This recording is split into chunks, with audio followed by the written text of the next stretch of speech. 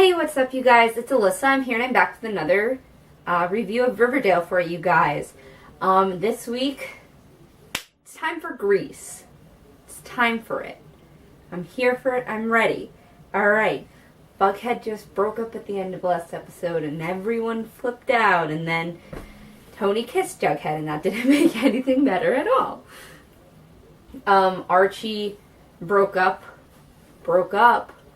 with Jughead for Betty, even though he was supposed to just say, "We're going on a break."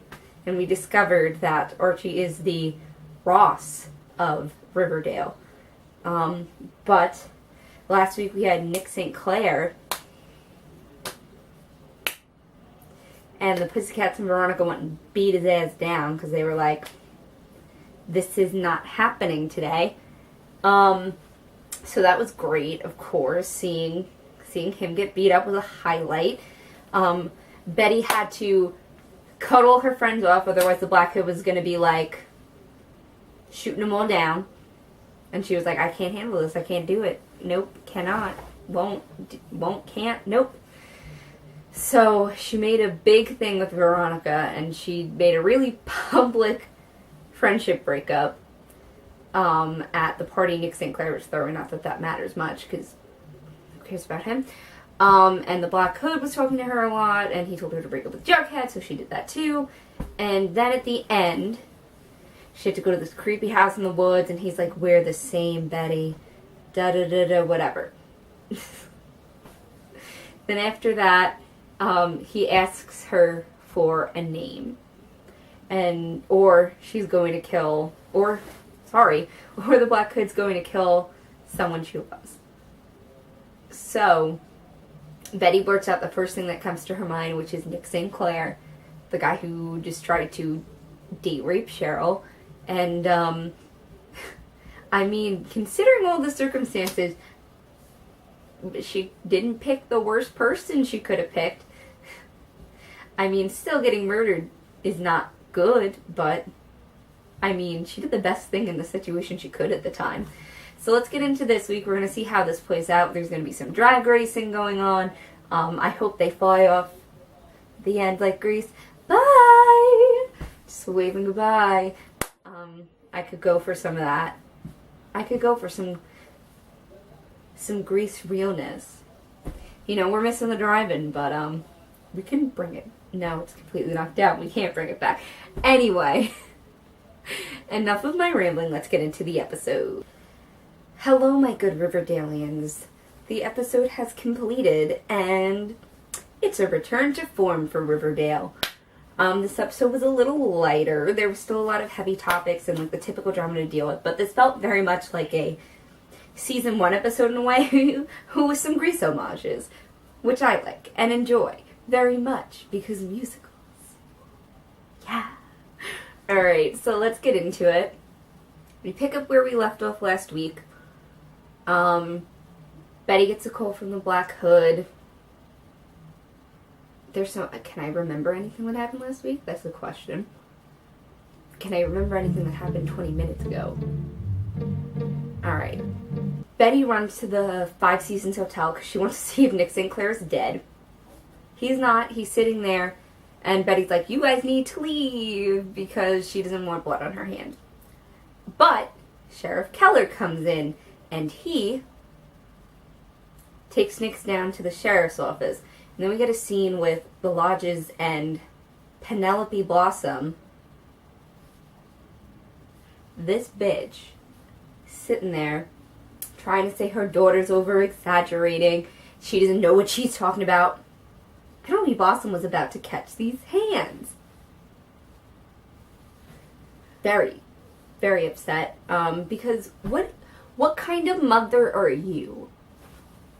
She's not a good mother. She's not. She sucks. She's awful. We know this. And this just made it worse.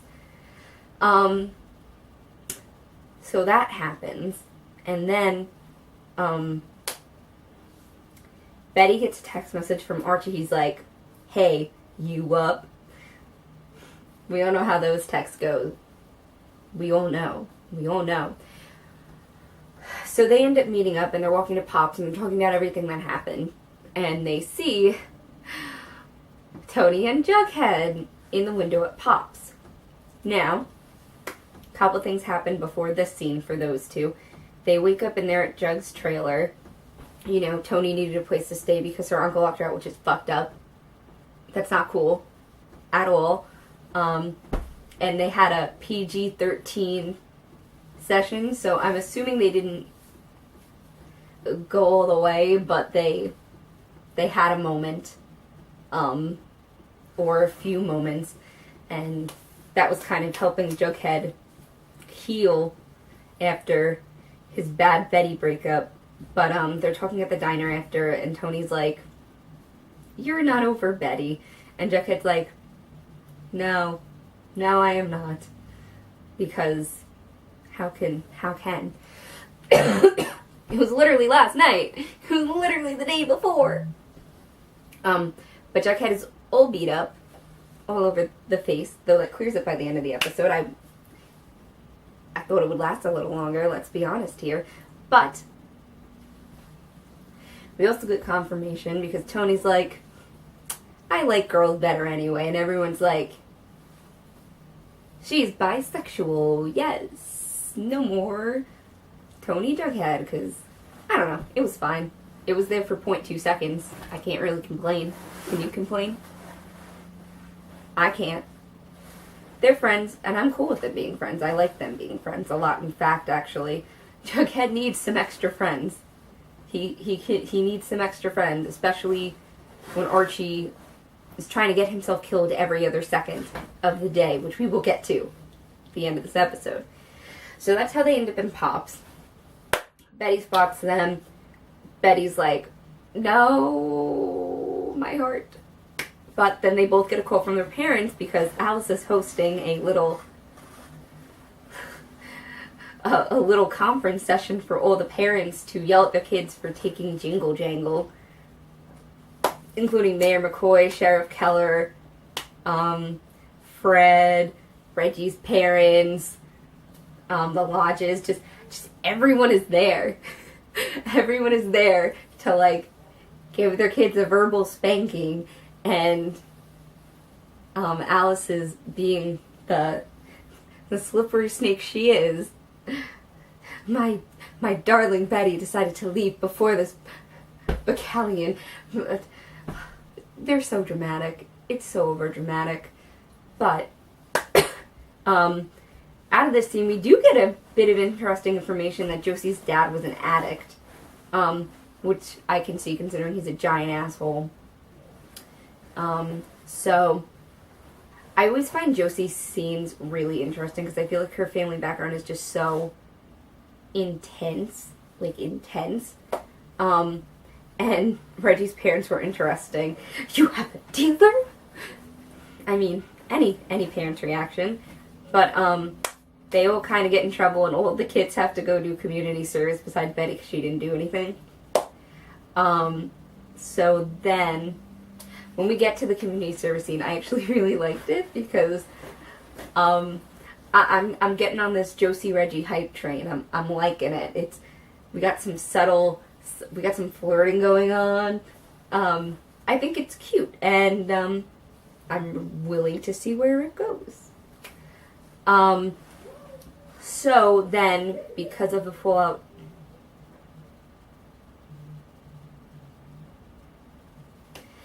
of the Jingle Jangle, Mayor McCoy is on a manhunt against the South Side, goes and arrests all the serpents because they're the ones dealing Jingle Jangle, even though they're not. But who knows?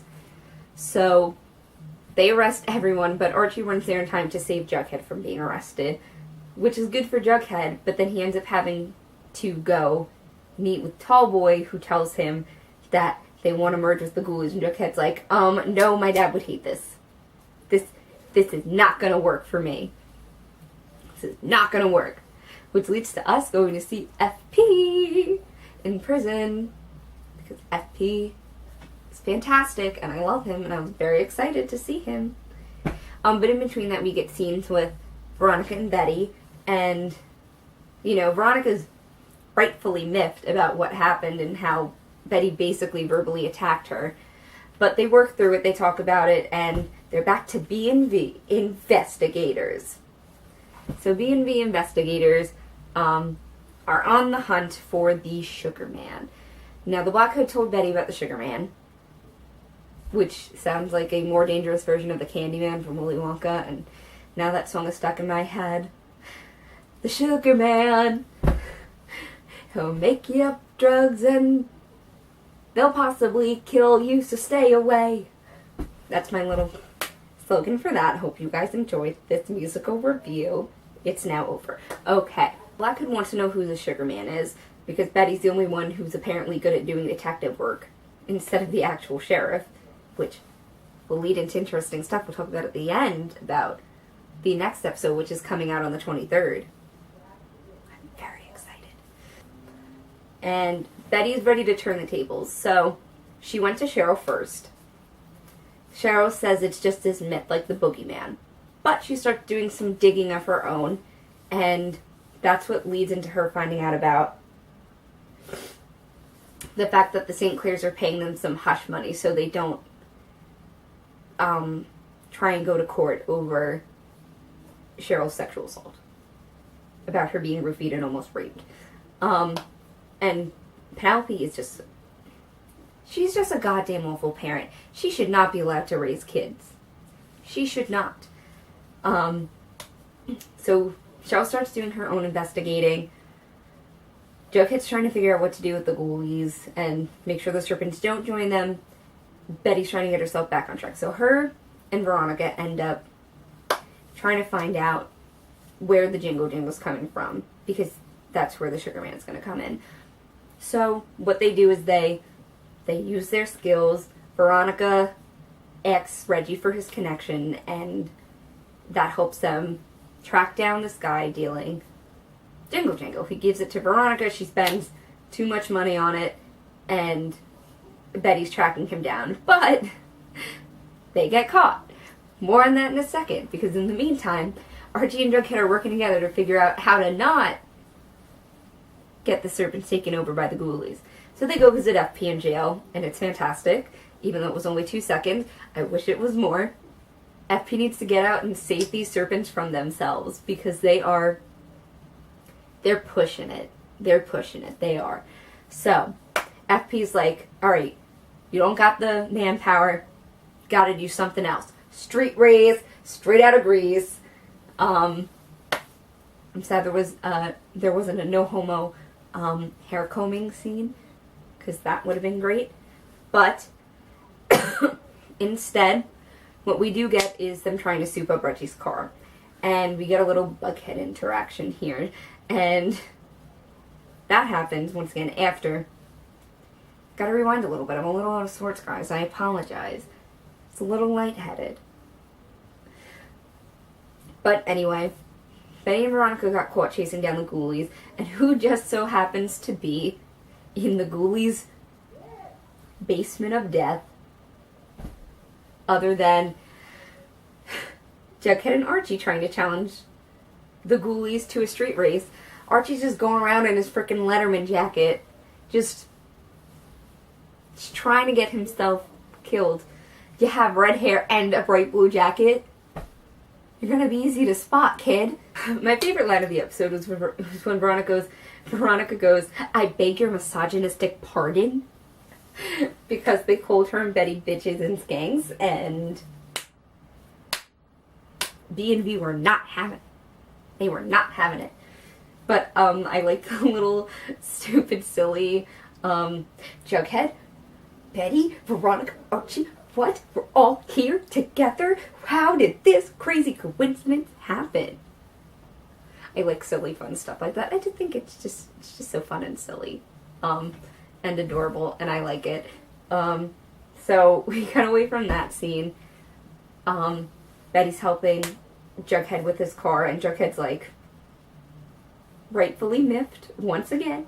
We got some rightful miffiness towards Betty, and she's like, let's work on the car. I'll explain this later. And she made a nice funny joke about how Reggie's car is just like Reggie, nice to look at, but there's not a lot under the hood. That was a good one, Riverdale writers. That was a good one. Now, they're working on that. They come to a kind of standstill because they still care about each other, but, you know, there's that tension there because she broke up with him and sent Archie, and Jughead's like, what the fuck, man? What shit? But they end up at the drag race. Cheryl has a confrontation with Nick St. Clair beforehand, and she wasn't going to do the case because her mom was saying she was crazy and she probably incited it, and, well, the only reason she's going to do it is because she sees Nick, and he's not at all remorseful for what he did. He's just more of a absolutely garbage human being, and, like, thinks he can make the whole thing go away by tossing money at it, which is shitty, and Cheryl's like, I will see you in court, mofo. And I was very proud of her for that, for coming to her senses with that thing. And the St. Clairs were getting out of town then, and then we end up at the drag race. Ghoulies versus serpents, and yet some Riverdalians are there. Some North Siders were there. So it was a little insane going on. Everyone was in really cute 4th of July outfits for no reason, and I kind of loved it. And, you know, we're about to start the drag race, and before that, Archie's, like, in bed with Ron, and he's like, I have a plan. He has a plan, people. It's definitely gonna work. So, Archie has good intentions. He just sometimes doesn't do the right thing. He wants to, but, like, he gets so caught up in trying to do the right thing, he does the wrong thing, if that makes any sense. I also loved, during this episode, this is a weird thing to note right now, but, Fred's concerned about Jughead, because he knows this path. He's been down it with FP, but he wants Jughead to make it. And he wants Archie and Jughead's friendship to make it through, which is nice. What a concerned dad moment parallels. Lovely. Now, we get to the street race. I thought it was a little weird, but also kind of cute. Betty's like, I'm going to explain everything later, but I never stopped loving you, even though we broke up like yesterday. I'm going to give it that it's at least been a week. That's how his face is all healed, but, like, still. I liked her cute little thing about, don't let go of the clutch, and, like, all those little cute things. And then they start the race. Cheryl's dramatic as F. Tony's like, alright, I'm about to do this. And Cheryl's like, not this time, Cha-Cha. And I was like, there's my Grease reference. Thank you, I am satisfied now. And I will not say another thing about Grease this episode. So, Cheryl gets her dramatic moment to start the race, and they pull off. Jughead is determined to win this race against the Ghoulies. There's a lot at stake. The White Worm is at stake, and so is the trailer park, which is not good. So, they start speeding off. Archie's right by his side. They're going to take off, and then Archie decides to be like, here's my plan. And Jughead's like, alright, I'm going to speed over the bridge. I don't care if I die. Goodbye. I need to save this town. I'm trying my best. And then Archie's like, no. We're stopping this bitch. The car spins, the ghoulies speed off, and then you hear sirens, and I really thought Jughead was deadass about to beat Archie's ass for like a good 10 seconds, and I was about to be delighted and scared at the same time. But instead we hear the sirens, and we knew the ghoulies got caught by Sheriff Keller because Archie tipped them off, which has some bad implications against Jughead, first of all, and then it also has some good things because it stopped the race. The ghoulies got caught and are starting to get blamed for what they're actually doing instead of the serpents getting blamed when they didn't do that. They're not dealing in the jingle jangle. So it's definitely a good and bad thing Archie did. You know, I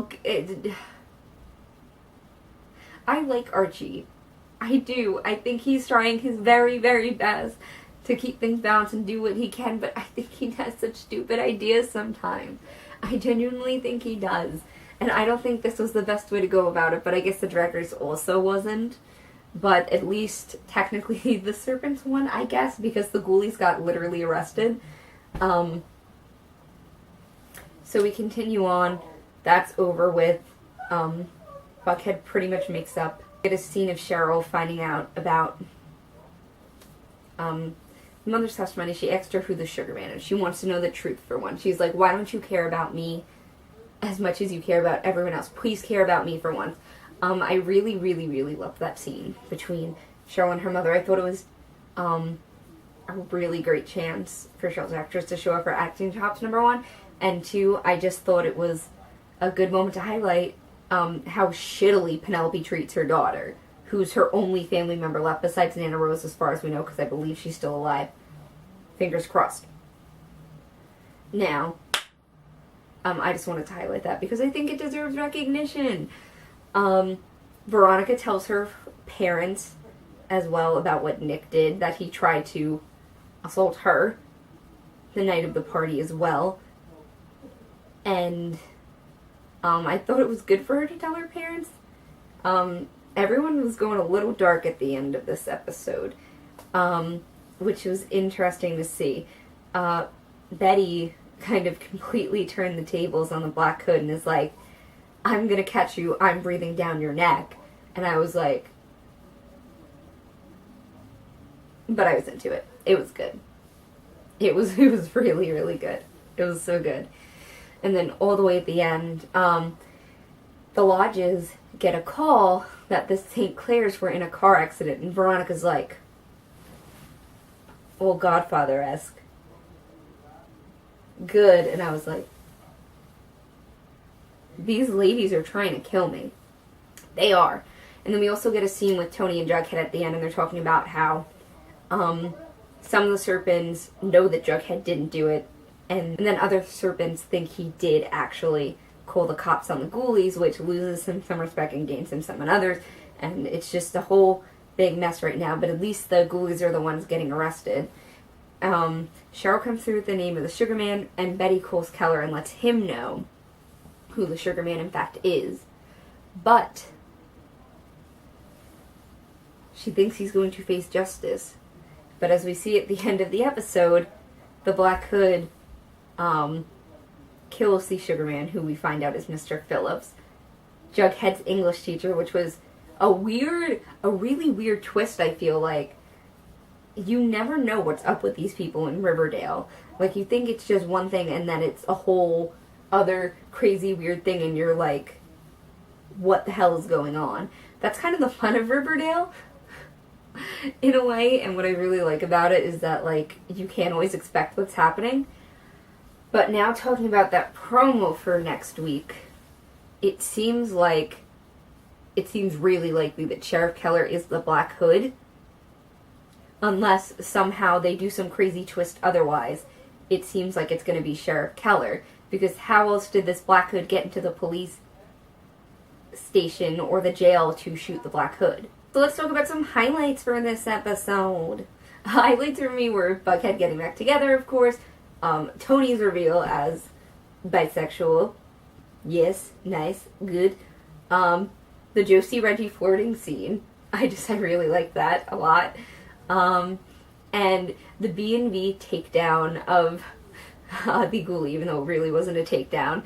I still loved it, and I thought it was really, really cool and fun, and I liked it. Some lowlights of the episode. Is that a thing? I don't know. The lowlights. Too little FP. Too little FP. We need more. I need more. Archie slamming on that brake. Even though it worked out, and I'm really not mad at him for that. I don't know why it's a low light. There's not a lot of low lights this episode. I really, really, really enjoyed this episode, actually, so I'm going to move away from that. But I had a lot of fun watching this episode. It wasn't as reactionary as last week for me, definitely. But I feel like it was more lighthearted, and therefore I had a little bit more fun, even though last week I was, like, all over the place crazy about it, and there was just so much to talk about. But that's pretty much all I have to say about this week's episode. I'm really excited to see the next episode. I know it was a little chill, a little more chill than last week. But thank you guys for watching. Let me know if you think Sheriff Keller is the Black Coat or if they're going to do some kind of crazy twist or not. And I'll see you guys next week.